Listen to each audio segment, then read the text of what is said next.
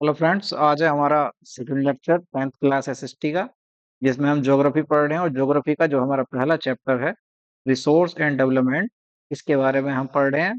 पहली क्लास हमारी कंप्लीट हो चुकी है और आज हम जो डिस्कस करेंगे क्लासिफिकेशन ऑफ रिसोर्सेज के बारे में। तो हम बढ़ते हैं अपनी क्लास पे।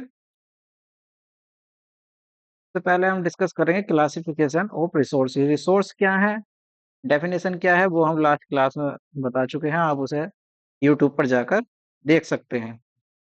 तो गाइस, जो हमारा रिसोर्स का क्लासिफिकेशन है, उसको चार पार्ट में डिवाइड किया गया है और फिर उसके भी सब पार्ट किए गए हैं, जिनमें हमारा सबसे पहला पार्ट है बेस्ड ऑन ओरिजिन। यानी कि ओरिजिन के आधार पर, यानी कि वे कहाँ पे किस तरीके से मौजूद है, कहाँ पे उगे या पैदा हुए या मौजूद हैं, उसके आधार पर कि उनका ओरिजिन क्या है ग्रो होने का।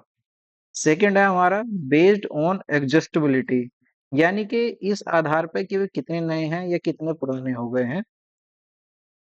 थर्ड है हमारा बेस्ड ऑन ओनरशिप, यानी कि उनके मालिकाना हक के आधार पर रिसोर्स कितने प्रकार के होते हैं, हमें ये देखना है। और जो फोर्थ कैटेगरी है क्लासिफिकेशन के अंदर, उसका नाम है बेस्ड ऑन डेवलपमेंट स्टेटस, यानी कि जो रिसोर्स हैं वे किस स्तर पर जाकर डेवलप हो चुके हैं या नहीं हो चुके हैं, उसके आधार पर हमको इस क्लासिफिकेशन को पढ़ना है। अगर मैं सबसे पहले बात करूं बेस्ड ऑन ओरिजिन के ऊपर, तो इसको भी हम दो पार्ट में डिवाइड कर सकते हैं। पहला है बायोटिक और दूसरा है एबायोटिक। बायोटिक का क्या मतलब है? बायोटिक का मतलब होता है लिविंग रिसोर्सेज। कि बायो का मतलब ही है लाइफ से रिलेटेड। बायो का मतलब ही है लाइफ से रिलेटेड। अगर आपने पढ़ा हो तो बायोलॉजी, जहाँ वहां पर भी बायो का मतलब होता है जीवन से रिलेटेड, और लॉजी का मतलब होता है स्टडी करना। तो यहाँ बायो का मतलब है, बायोटिक का मतलब है लिविंग रिसोर्सेज।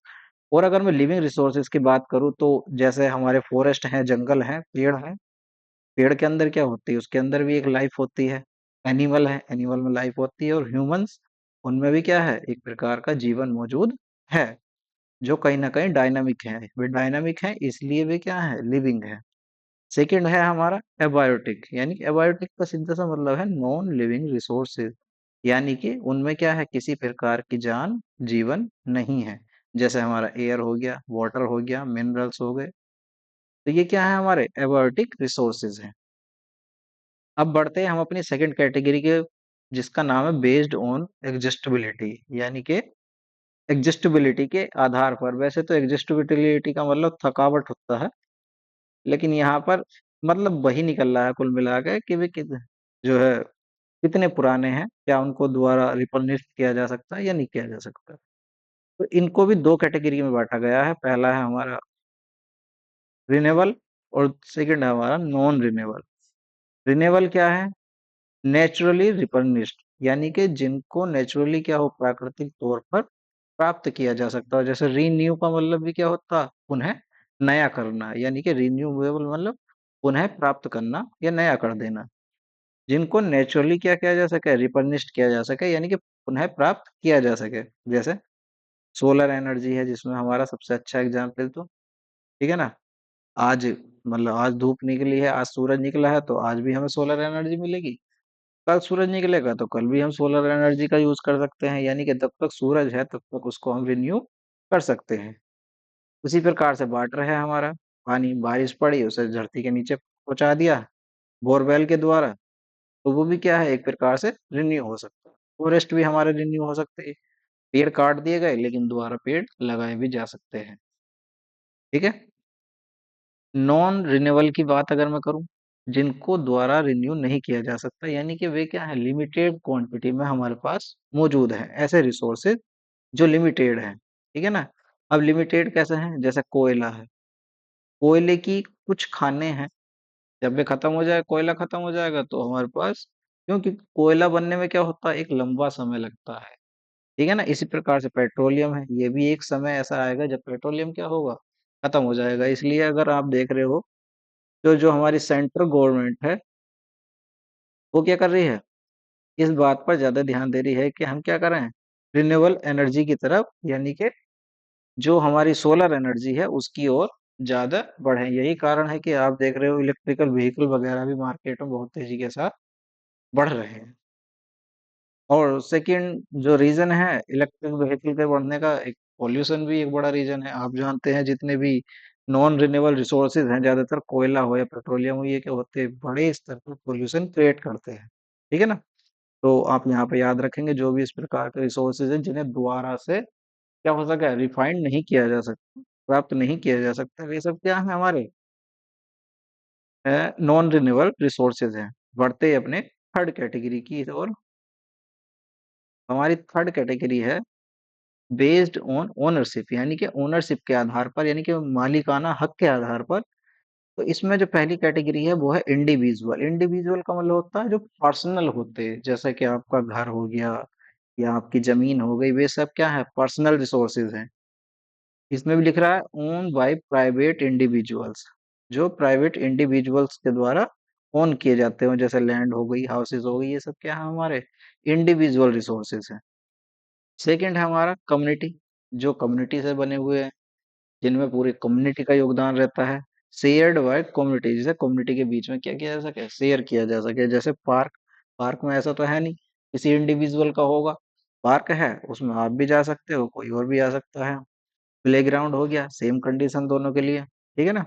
तो ये आप याद रखेंगे। थर्ड है हमारा नेशनल रिसोर्सेज। नेशनल मतलब जो एक राष्ट्र की संपत्ति होती है उसे क्या कहते हैं, हम नेशनल रिसोर्सेज कहते हैं।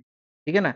वास्तव में अगर हम देखें तो जो इंडिया में मान लेके कहीं पर जो है कोल या पेट्रोलियम निकल रहा है, तो वो भी क्या है हमारा, अगर वो इंडिया में निकल रहा है तो वो क्या है, एक नेशनल रिसोर्सेज है। यानी कि हम ये कह सकते हैं सम नॉन रिन्यूएबल या some non renewable resources are national resources, ये हम कह सकते हैं।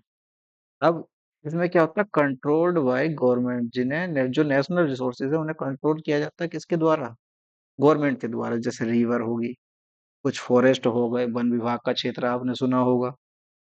ठीक है? फोर्थ है हमारा इंटरनेशनल रिसोर्सेज। इसका क्या मतलब है, इसका मतलब है बियॉन्ड नेशनल बाउंड्री, जो कि राष्ट्र की सीमाओं से बाहर होता। किसी भी जो देश की सीमा होती है, अगर मैं समुद्र की बात करूं, इसमें एग्जाम्पल दिया है हाई सी और एक स्पेस दिया है। तो जो समुद्र की सीमा है वो होती है किसी भी देश की 200 नॉटिकल माइल तक। ठीक है ना? 200 नॉटिकल माइल तक का जो क्षेत्र होता है वो किसी राष्ट्र की संपत्ति माना जाता है। कहाँ पर, सी की मैं बात कर रहा हूँ, समुद्र की। ठीक है ना? इसी प्रकार से अगर मैं स्पेस की बात करूँ तो स्पेस में भी अगर आपने पढ़ा हो तो एक होती है कैरमन लाइन। ठीक है ना? कैरमन लाइन जो होती है वो अलग अलग देशों द्वारा निर्धारित की जाती है। इंडिया में कुछ और है, पाकिस्तान में कुछ और है, जर्मनी में कुछ और है। कैरमन लाइन क्या होता है, कैरमन लाइन होती है आकाश में, स्पेस में एक लाइन होती है, इसके नीचे क्या होता है, वायुयान यानी कि एरोप्लेन को उड़ाना अलाउ नहीं हो। मान लीजिएगा कहीं पे 100 मीटर है, कहीं पे 80 मीटर है। इस प्रकार से ये रहती है कि इसके नीचे अगर आपका एक विमान आया तो उसको क्या माना जाएगा, एक फाइटर प्लेन माना जाएगा और उसको डिस्ट्रॉय कर दिया जाएगा, और यदि विदाउट परमिशन के ऐसा होता है तो। ठीक है? तो आप ये बात याद रखेंगे। बढ़ते आगे।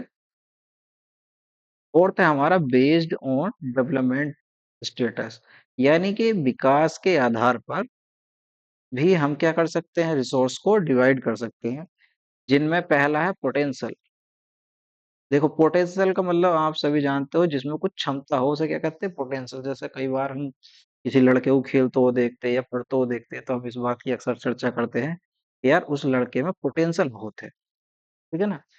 लेकिन क्या होता है, उस पोटेंशियल का उस समय पर यूज ना हो पाना, क्या होता है, वो रिसोर्स यूज नहीं कर पाते हम। जैसा कि इसमें भी कहा गया, अवेलेबल तो है, पोटेंशियल है, बट नॉट यूटिलाइज, लेकिन उसे क्या कर पा रहे, यूटिलाइज नहीं कर पा रहे।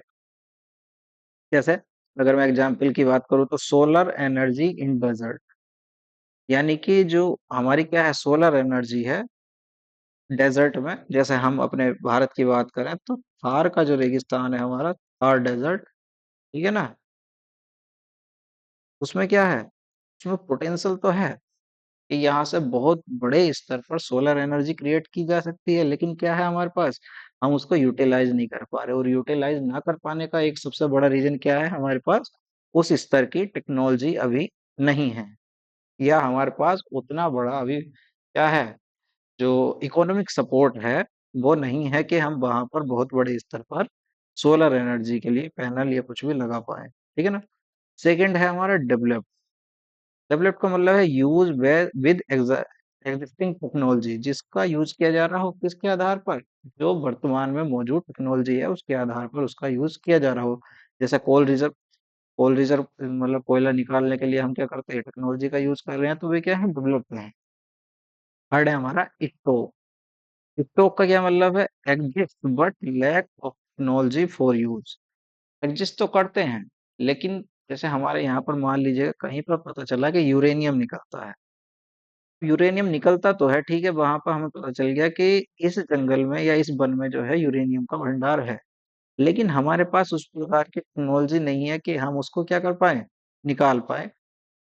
या जैसे यहाँ पर एग्जाम्पल दिया है वाटर एज फ्यूल, हमारे पास पानी है, मौजूद है, सभी जानते हैं कि बड़े स्तर पर पानी है, भारत के पास समुद्र भरे पड़े हैं, ठीक है ना।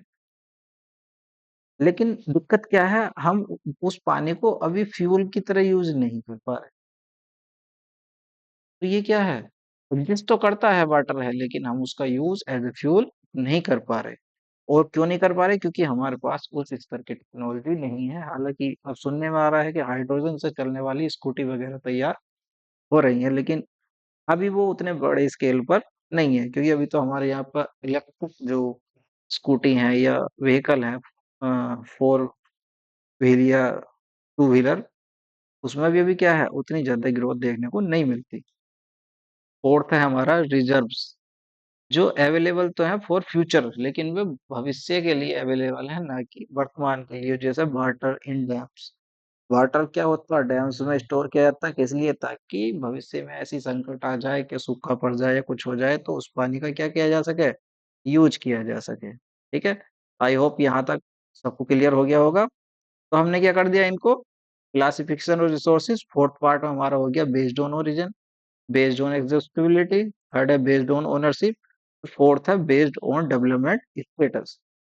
अगर मैं इसके सिनॉप्सिस की बात करूं, तो मैंने इसका सिनॉप्सिस यहाँ पर क्रिएट किया है रिसोर्सेज के बारे में। जैसा कि हमने वहां भी पढ़ा कि बेस्ड ऑन ओरिजिन दो प्रकार के, बायोटिक और एबायोटिक। एग्जिस्टिबिलिटी के आधार पर रिन्यूएबल और नॉन रिन्यूएबल। ओनरशिप के आधार पर हमारे हैं चार प्रकार के, इंडिविजुअल, कम्युनिटी, नेशनल और इंटरनेशनल। और डेवलपमेंट के आधार पर हमारे हैं, यहाँ पे केवल दो ही पार्ट में डिवाइड किया गया है। डेवलपमेंट, डेवलप्ड हो चुके हैं जो, स्टॉक है, रिजर्व है, और एक एरा पोटेंशियल, जिनमें पोटेंशियल है, ठीक है ना। तो आई होप आपको क्लास समझ में आई होगी, और अगर क्लास अच्छी लगी हो तो लाइक शेयर सब्सक्राइब करें। मिल देंगे फिर जल्दी से एक नई क्लास के साथ। तक के लिए धन्यवाद। Thank you.